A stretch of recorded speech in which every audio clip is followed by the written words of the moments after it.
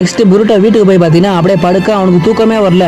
அப்படியே யோசிக்கிறான், என் கண்ணில் இருக்கிறது பேக்குகானா இல்லை வேற ஏதாவது சத்தி ஏதாவது எனக்கு கிடச்சிருச்சா அப்படின்னு சொல்லி யோசிச்சுட்டு இருக்கான் நம்ம புருட்டோ.